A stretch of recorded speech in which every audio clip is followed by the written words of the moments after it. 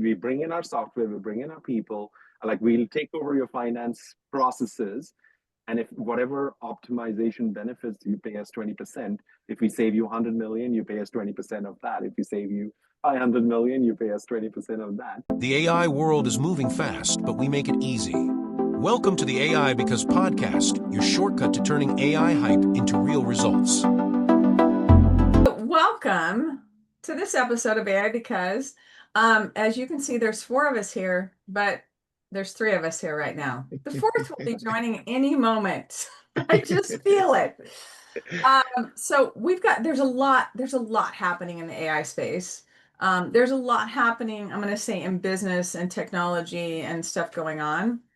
So I'm excited for us to dive in and hear what's been happening. I just got off of when we're recording this, a 5-day Tony Robbins event. So it was actually 4 days, but leadership mastery, and it was on wealth mastery. A lot of freaking awesome speakers, and I'm sure you can imagine people wove in AI and functionality throughout that because it's just freaking a part of our life now. So I'd love to kick us off and start with Greg. Greg, what's happening in your world? Because I know there's topics that we can chat about.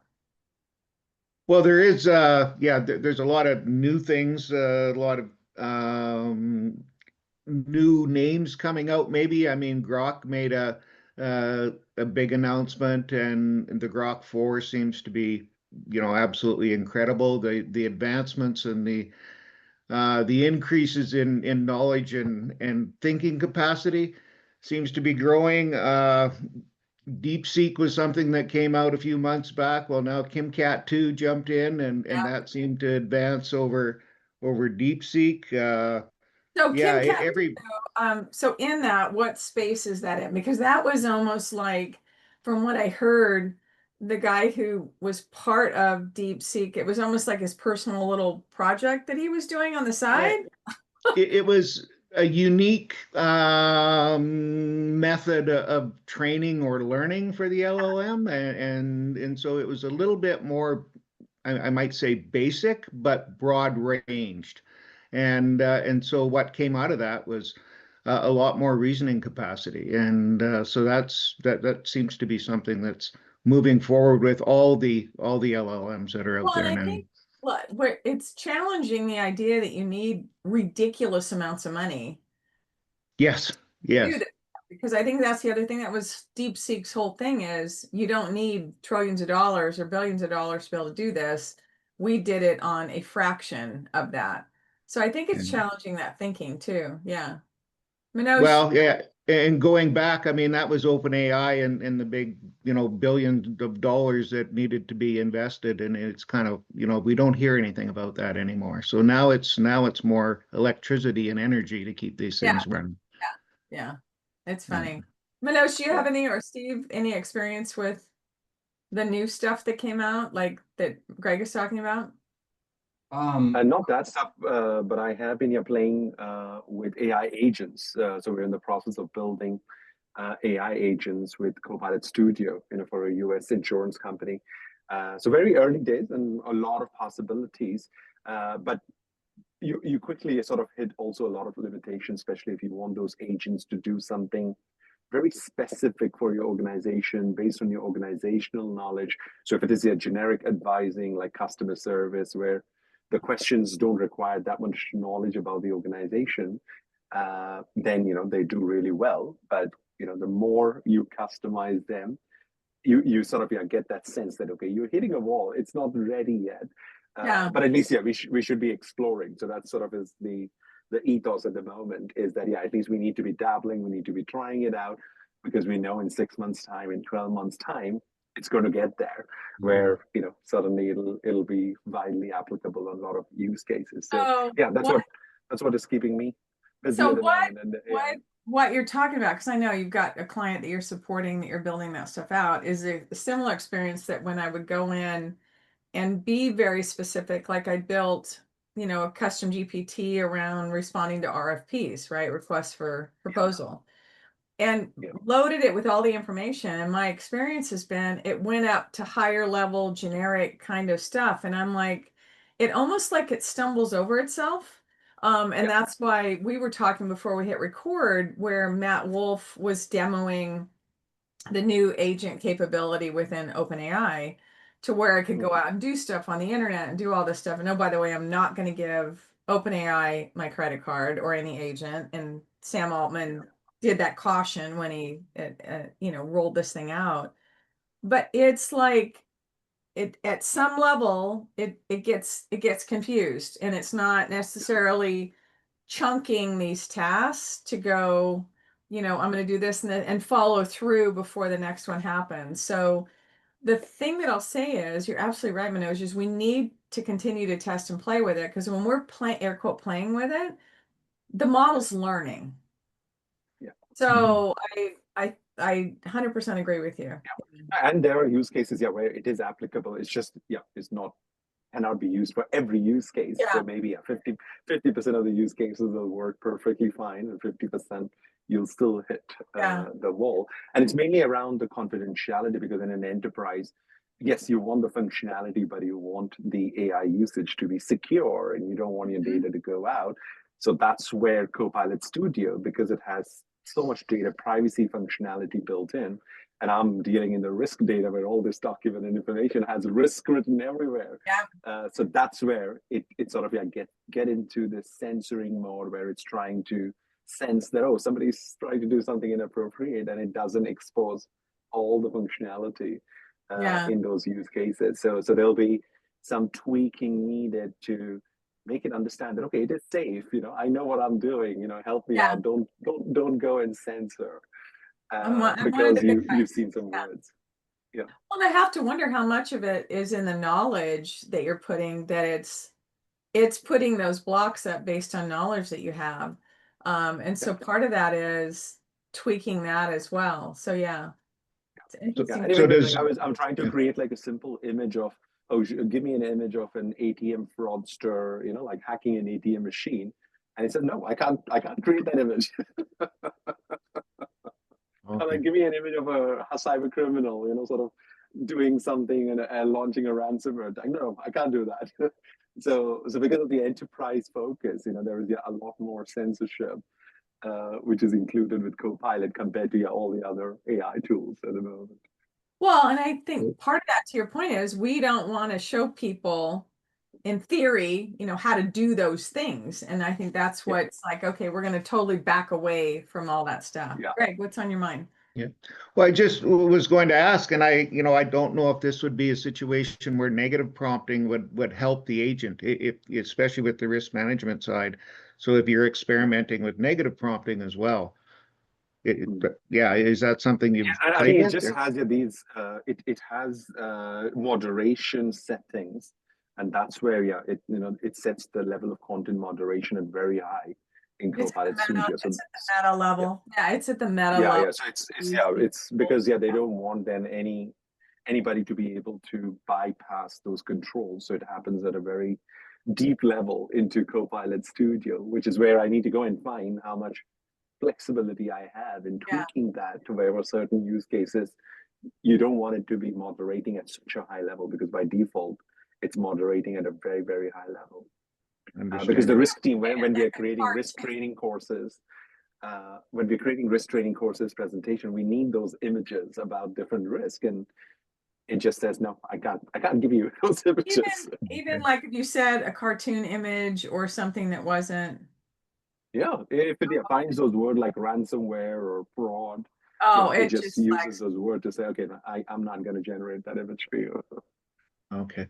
I wonder if we could ask it, what other word would you use to describe this? That's stop it. Because a lot of times I've found with, because Copilot's sitting on chat, is that I'll go back and ask it, okay, what will work, right? What can I do? What's stopping this?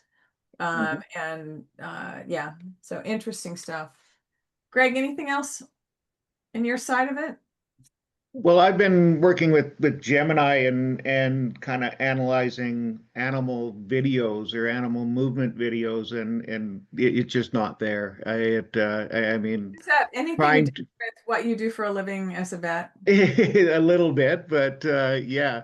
So it's the idea of trying to extract abnormalities in gait and movement, and there's just not enough base information to, to put together for, a knowledge And base these are for an agent to work from YouTube that. videos, right?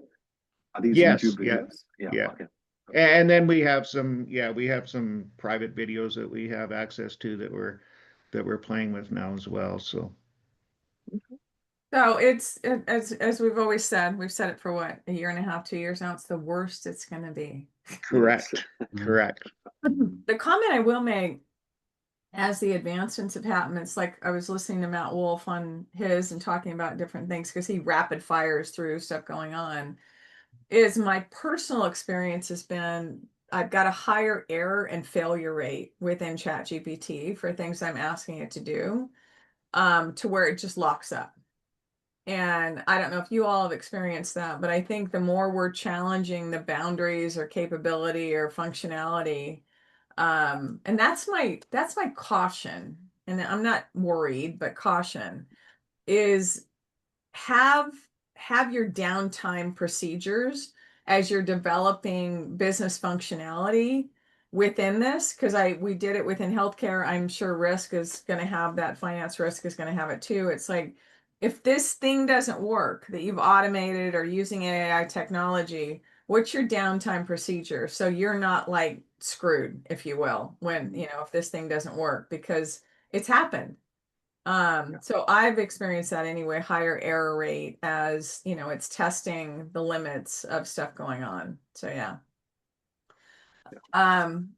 Gemini. Steve had something, right? So Steve, you were also Hmm? trying to say something earlier. No. What are you? It's okay. I mean, when I get my time, I'll say it. Right, now's your All time. this, Welcome to the conversation, Steve. huh? All this stuff. I mean, they're underlying threads here, right? The models are getting more sophisticated. OpenAI just won this gold medal in some math in an international math competition with one of their new frontier models. Of course, we've been talking about Grok, and the only thing I really have to add about the Grok stuff is they did not start until 2022, right? Mm-hmm. So they had a huge the others had a huge head start on them, right? And so they were behind, and in that short distance they caught up. It's fascinating though, because Elon has taken an altogether different approach to train and create Grok. So whereas the other models are more of a human perspective, Grok is actually from a non-human perspective. Function. And so far that approach seems to have borne fruit.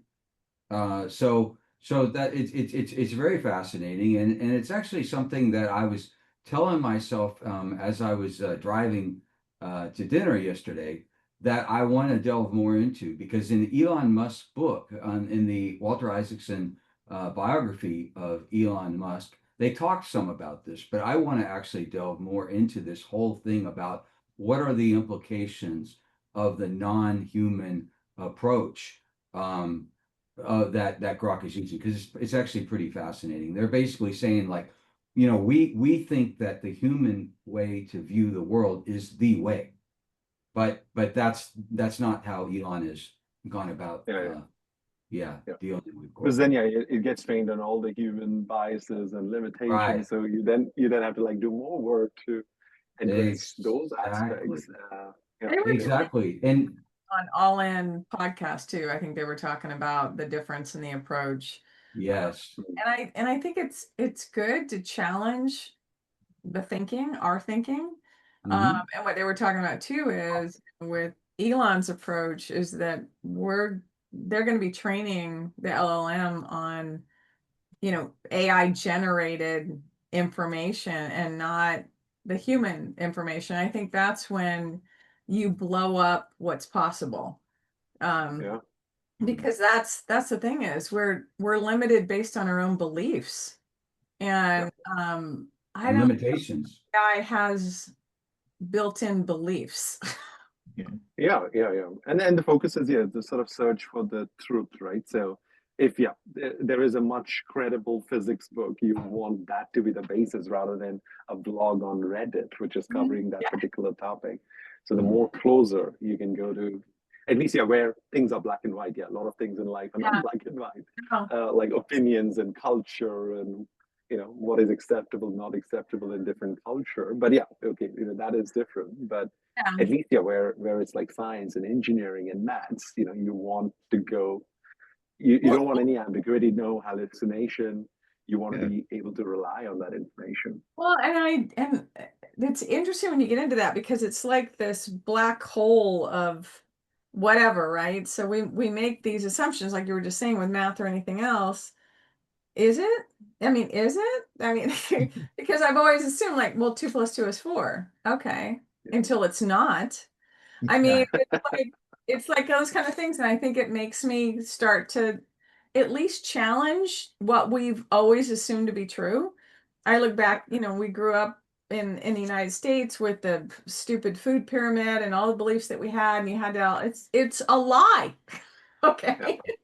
So I think part of it is too, the exciting part, challenge what you believe to be true, because that's the stuff that potentially is holding you back. Yeah. So obviously that's not anything to do with AI, but it could be. It could be.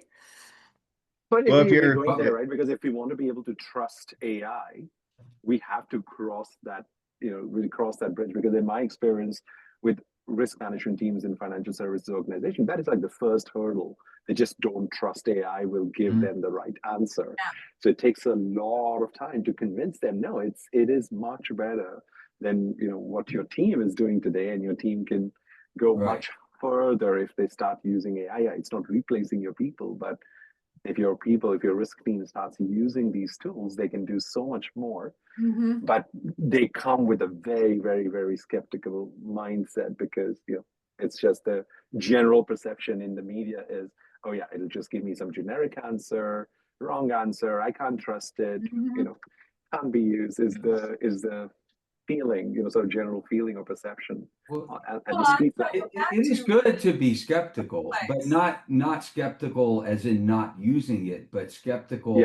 It's because like, I'll tell you what, regularly I'm having conversations with it about whether it's a marketing topic or something else, right? And we're going through, and then it will say something where it contradicted something that it said like the previous chat, right? And you have to call it out on it, right? So you got to pay attention. It's like, you definitely have to pay attention. But I can't imagine not using it, because you're just so far away ahead from using it. Even if it makes you 10%, 15% better at what you're doing for $20 a month, I mean, that is just significant. It's a no-brainer.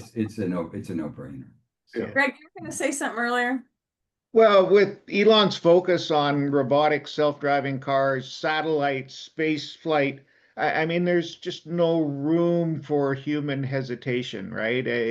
We don't need the human bias in some of these things. So I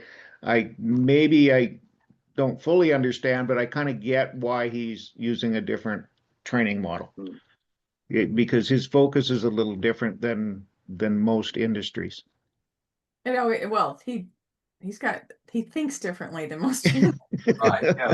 Yeah, I mean, no doubt, right? You guys, obviously, he's shown himself to be brilliant. If you're gonna doubt him, it's probably at your own peril. Don't take. Manoj, what's happening in the Copilot world?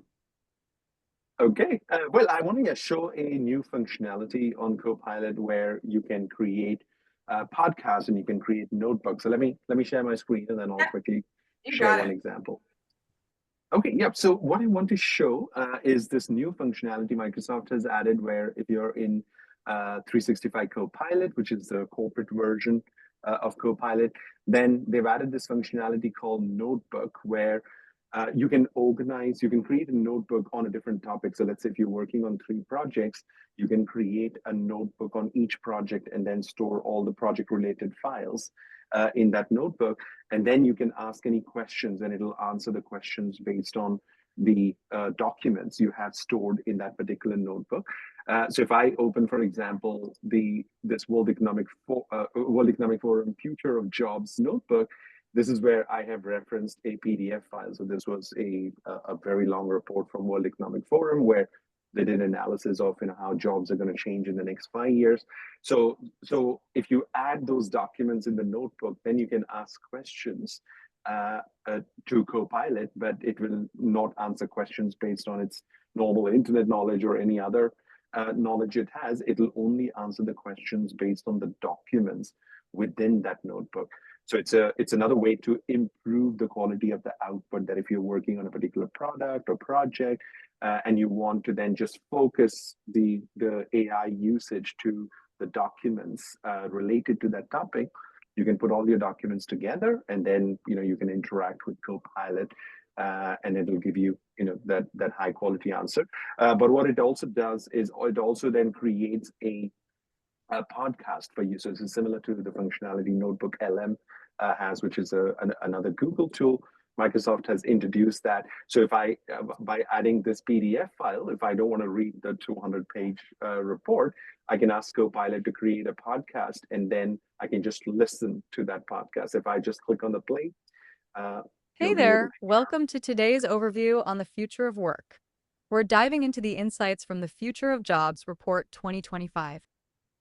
Absolutely. It's really fascinating to see how the global labor market is evolving. Okay, so here you'll see it's created a podcast with 2 speakers who are then interacting, and AI does the creation of the podcast, and depending on how much content you have, then in this case it's created 17 minutes 50 seconds worth of audio. So if you have long project documents and you just want to listen to the important topics on those documents, then that's another functionality Notebook LM now provides. Notebook and Copilot provides. Do like Audible and just read it to you. It's actually summarizing in a more, conversational mode. Correct. Yeah. So it'll summarize, and you can ask it to then create a summary focusing on certain topics, and then it'll create the audio summary based on those topics. If you have like 50, 60 documents, and then you want to focus on certain topics, you can ask it to do that. So I'm connecting us back to small, medium-sized businesses, or just, I'm going to say people who are in business, okay? Because you have individual contributors that are part of larger organizations. So if I think about that, and I think about how could I use it, because you're in the ecosystem, can you reference like a folder on your OneDrive, like an entire folder, to be able to pull that in? Because, go ahead. Not at the moment, yeah. So you have to bring those documents into the notebook, because then, it gets, I think it's still a separate functionality, but they should integrate it. That's the language you were sharing the screen, it said add reference. Yes. So if it's a reference, you can't just go and reference an entire folder. Correct. Yeah, you have to reference individual documents on your OneDrive or SharePoint. Because I'm like, it would be really freaking cool if you're over a project, right? And then you could go into that and have it summarized or conversational, or because I think part of one of the big, I'm going to say challenge, but it's probably a pain in the tush for people, is I'm in the weeds doing this work. I'm the owner of all these things, right? And then leadership wants a summary, a presentation, and whatever's going on. And I know we have a pre-webinar this week, but which will happen right after or right before this podcast airs, but we also have a 3-day virtual Copilot training that's a total of 6 hours in August. But in that stuff, I think about all the different ways that people can access the minutia of information that they have and be able to pull stuff together, and summarizing, or at least creating presentations or information off of all the freaking details that you have. It takes a lot of time, because when you're in the weeds, people have a hard time of letting go of words, right, within the weeds. and summarizing stuff. And so that's what I was excited about, going, oh my God, you could just have that there and reference the folder, but no, you just burst my bubble. Because that's a very common question. It comes up on the training. So I'm sure, yeah, that it's like on the path, right? They want to get something in there. And I think by focusing, because generally if you just have a folder where you've been accumulating files for 6 months, 12 months, there may be a lot of unnecessary stuff. So by creating a notebook and where you have to pick, okay, which of those 100 documents you have in those folders are relevant document, which have latest information, then it at least makes you do that one level of thinking. And then, because otherwise, if it has to look at 100 documents in a folder, it might generate something which is not relevant, not useful. So I can see the point of, yeah, okay, you pick out of those 100 documents, what are the 5 important documents? And then AI can help you summarize those 5 documents. So can you share notebooks across the team, or is it just just you as an individual? Do you know? I think you can share. Yeah, you can share definitely. Yeah, with other team members. What's the maximum number of documents it takes? Do you know? Because it's only references, yeah, so there is no limit because it's not physically storing. The documents are already on your OneDrive. So you can then reference, yeah. I haven't seen any limitation on how many documents. You have to test that. Yeah. You'll get around to at that. 20 documents, at 50 documents. It's 150.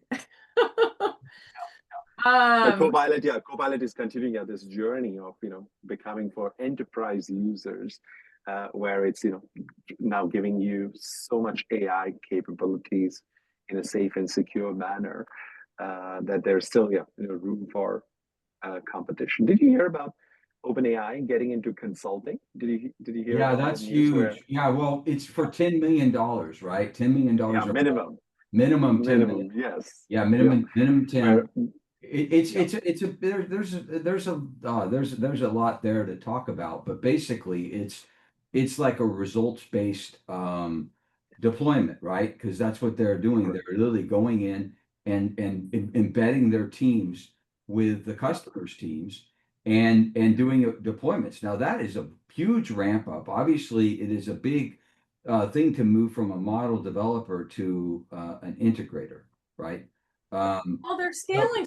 They're about solutioning, right? And so, if you think about doing that, it's actually going to feed the solutions that they're going to scale more broadly as well. Because it's like with us, we go, hey, where are your pain points? What's going on? Because that's when use cases develop, right? It's like, what are you actually dealing with there? For sure. So if we're the developers of the tool, of the solution, and now I've got all these other examples, real time of what's going on, they're able to scale that stuff. But they're still not for profit, right? Are they not for They're profit? still not for profit. Yeah, they're still not for profit. They decided to stay. It's So the what do we richest do? not Just for amp profit. up like what we pay ourselves? Well, no, not for profit doesn't mean for loss, number one, right? So, and it also doesn't mean they can't pay their people high salaries. Well, I was going to say that's probably going to and compete with what Meta's doing with offering 100 million sign-on bonus and 100 million. I mean, I guess a few people have taken them up on that. Can you imagine the stress of a human? I mean, and there's got to be a contract. Otherwise, what do I do? Work a year and I'm out because after 100 million, it's like I can now retire. Yeah. Yeah, but that move, I think Palantir was the first company which did that, and now OpenAI is like following that model because it's disrupting the consulting industry where you charge for daily rates. So they're trying to demolish that.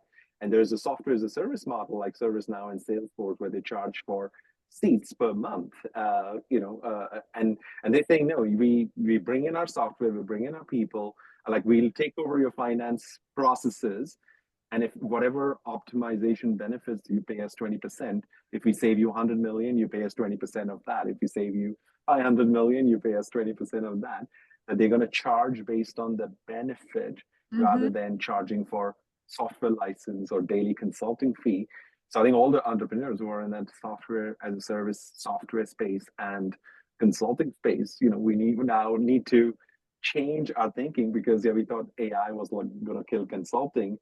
but it's transforming consulting, where you have to provide a solution and you get paid based on the value your solution delivers to your Yeah, and, client. and it's You fascinating. need to be really clear. You need to be really clear on the problem that you're solving, the magnitude of the problem, because a lot of times people go in and they don't have clarity on any of that stuff, and they'll create a solution, automate AI, whatever's going on, and yet people are like, "Did it work?" Well, yeah, to what level? And so you really have to get clear on what that is, especially if that's how you're getting compensated. Right. Well, yeah, you Yeah. really do. How you're going to measure this exactly. So Yeah. mhm. So, and people need to understand, hey, we got skin in the game on both sides. And I think there's a heavier lift for some of these organizations that don't currently measure things that way, Oh yeah. because they need to cooperate in order to be able to get that information. Mhm. Yeah. So it'll be interesting how that disrupts, and then I'm sure Accenture, McKinsey, and all the consulting companies are going to get on that bandwagon, because every organization, AI needs to be implemented. So at least for the next 5 to 10 years, there's a lot of opportunity of taking organizations on that journey. Well, and the thing is, if you can go in from an organizational perspective, and the consultant isn't coming in and say, we're going to charge you $2 million, and they're going, well, is it going to work? Instead of the consultant, it's almost like value-based purchasing, and that model within healthcare that says the healthcare service delivery's got skin in the game, and that if this doesn't work, we're not going to get paid for it, kind of thing. And I that model works, and I think it keeps consultants more honest, if you will. Because a lot of times you'll have this churn of resources that you look around, you're in a meeting, you're like, why are there 6 people from the consulting firm here? Seriously.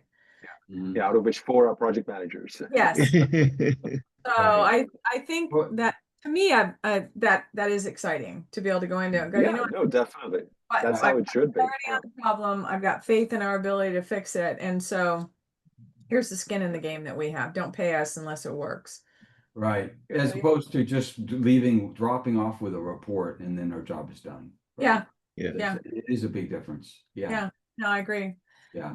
The thing that I would say and encourage people to do, especially in this, and we mentioned, I think before we recorded, with all the fast and furious stuff going on, be discerning. Take a look at it. Don't let it hold you off, but take a look at what you're doing every day and the stuff that, I'll call it pain points, that you're like, God, I just don't want to do that, or it's the biggest time suck. And figure out where you can step into that space. Um, I think part of the bigger goals, right, in all this, because you've got organizations that are stepping in to use AI in different functions, is as businesses, as what we offer, we need to stay relevant. So figure out what it is within whatever industry you're in, and benchmark yourself against people that are actually pulling in and using AI and embracing AI and that kind of functionality. Because if you're not, others are going to outpace you. They're going to be able to deliver things for less money. And then you're going to be trying to play catch up with whatever savings that you've got. So Well, yeah, that's I my think the biggest thing. top questions, right, if you want to think about it from a holistic point of view, is where are you spending most of your time, right? List the top uses of your time. What can and then where are your biggest problems? Where are your biggest opportunities? If you answer those 3 questions, and then you start systematically prioritizing those as to which ones you could apply AI to, that would be a good. Well, and I think the other one is, what are others in your industry currently doing? And how are they performing, Steve? Because I think that's the other piece of it too, because we need to know there's got to be some motivation, some why desire to change, because this requiring people to change, right? And so we need to get clear. When I think about AdCar and I go back to the change journey we all go through, right? Awareness, desire, knowledge, ability, reinforcement. It's the journey we all go through. People need to be clear on why they need to do this. Benchmark, do some research, find out what others are doing, and that will motivate you. Don't get fearful about it. Get motivated about it, to stay relevant. I have a fun story because I have a builder who's working in my house, and Yes. I introduced him to ChatGPT, where he could interact, as I took him through the process of, you can call ChatGPT a particular name, so you can then, Yes. like you're talking to somebody. And of course, he's not good in conversing in English. So we switched to Punjabi, which is one of the Indian language, and ChatGPT was able to interact in Punjabi. And because he's builder, he's like then I showed him the functionality. Yeah. You can take pictures of the walls, and then there was a picture of a socket with some writing, and he took a picture, and then ChatGPT was able to explain the socket and the handwriting which is written on the wall. Oh, wow. So he loves it so much that he's starting to use it. He like shows the space saying, hey, I want to build a kitchen here, and then go and design a kitchen, and then ChatGPT will go and build and say, oh, I don't want handles, I want a handleless kitchen. So ChatGPT will go and change. Did you negotiate paying him training credits? I might be helping him with his business. That's funny. I went and cooked, and it was after, yeah. But he got converted in like 10 minutes once he saw. Well, it doesn't take much. Yeah. But I have to tell you, because a previous podcast you talked about your wife, and she had, put the door against the, your place so you can see what it was. Yeah. I want to do a dry rock bed in my front yard. And so I took several different pictures of my front yard from different angles and went into chat and told chat what I wanted to do and create images for me on what different options would look like, so I can get visuals before I'm like digging my yard up, right, to do this. And it's cool. So, I mean, you can mock up logos. I've designed logos, using ChatGPT for Resilience Community, another community I'm part of. And I went and did the posts and stuff using Midjourney's motion stuff. So I uploaded the logo and asked it to zoom in and zoom out with this logo because the way it is. And it's just stuff like that's cool to where it can catch attention, right, to people. So that functionality, if you wonder about what you can use and what's going on, Clipchamp, I went into that and did text to speech and did some back underlying text with some promo stuff that we had going on. So play with that, because it's not just playing for nothing. It's, it's not like gaming, but it's like, what does it look like to get yourself out there and catch attention when there's so much happening that people need to go, what's this? Something that's going to make people pause and just for those seconds, pay attention. So yeah. A lot of stuff. All right, guys. As always, I appreciate the time in the room. Join Manoj and I for the Copilot. I will put a link in to sign up in the description down below. And we look forward to next time and seeing you. I enjoyed chatting with all you guys. Steve, welcome back from your surgery, by the way. Thank you. I did not say that earlier. So you're looking a lot better than what you would have looked like with days without a bath. So. Well, I would say, I would hope. All right, guys. Y'all have a Until great next week. time. Have an awesome day. Thank Bye. you. Bye-bye. Bye. A new wave rising, it's clear and loud. AI's the future, let's make you proud. Data and dreams combine in the air. From cloud to code, oh, we're everywhere. Innovation driving, we're breaking ground. With AI tools, let's turn it around. AIBecause, we're powering your moves. Tech that's here for good, bringing all the moods.